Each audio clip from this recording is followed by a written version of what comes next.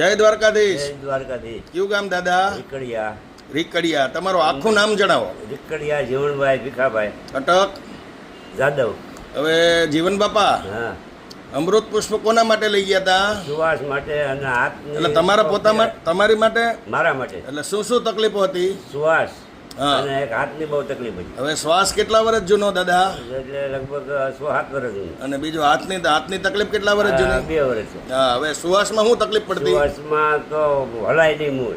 કેટલું હલાતું? હા, એટલે થોડુંક એમને થોડુંક હાલો તો સુવાસ એટલે બે ચાર ડગલા. હા, થોડુંક હાલો તો બે. એટલે આ પીડા 7 વર્ષથી. હા. પછી એના માટે અત્યાર સુધીમાં ખર્ચો કેટલો કર્યો? ખર્ચો એ ઘણો કર્યો. કેટલો અંદાજે? એટલે અંદાજે તો એક દવાખાનું સુવાસનું મૂક્યું નથી. જ્યાં એમ કે અહીંયા સુવાસની દવા છે, બરાબર. એટલે અહીંયા જાઓ. હવે ત્યાર પછી આપણે આ અમૃત પુષ્પના ઉકાળાની કેટલી બોટલનું સેવન કર્યું? એક બોટલનું સેવન કર્યું. હવે એક બોટલનું સેવન કર્યા પછી આ તમારી 7 વર્ષ જૂની શ્વાસની બીમારીમાં શું ફાયદો થયો? એટલે ઘણો ભાઈ, અડધો 50% રાહત છે. અત્યારે કેટલું હાલી શકો એ કયો? અટાણે લગભગ કિલોમીટર 1.5 કિલોમીટર ગયો જાવ. એટલે એ તો ભગવાનની દયા થઈ ગઈ. દયા, આને હવે તો હવે બીજો પ્રોબ્લેમ તમારા હાથમાં. હા, એમાં શું હતું? એટલે એમાં હાથ કર્યા જ કરે, એટલો કરે ને એટલે રોવાઈ જાય. એ કેટલા વર્ષ જૂની હા, તકલીફ? એ 2 વર્ષ.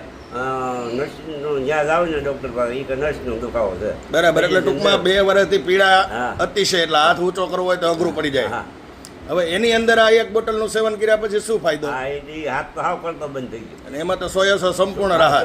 હા. બરાબર. તો દ્વારકાધીશની કૃપા તો તમારી ઉપર ઘણી થઈ ગઈ. હા. અમૃત પુષ્પ કોઈ રોગની દવા નથી ભગવાન, ફક્ત ને ફક્ત શરીરમાંથી બિનજરૂરી બગાડ બહાર કાઢે. સામાન્ય ઉકાળો છે, પણ જો પરેજી સાથે સેવન કરો તો આવી અઘરી બીમારીની અંદર પણ અમૃત પુષ્પ કામ કરી શકે. બાકી નથી શ્વાસની દવા કે નથી ખંભાની દવા. તમારો ફોન નંબર જણાવો વાલા. 70 69 75 94 99. થોડુંક જોરથી બોલો દાદા. 70 69 75 94 99. હવે આવી તકલીફવાળા કોઈ લોકો હા. તમારી આગળ અમૃત પુષ્પની જાણકારી માગે તો પ્રેમથી માહિતી આપજો. જય દ્વારકાધીશ. જય દ્વારકા. જય ગુરુ મહારાજ. જય ગુરુ મહારાજ. જય દાન મહારાજ. જય દાન. જય સિયારામ. જય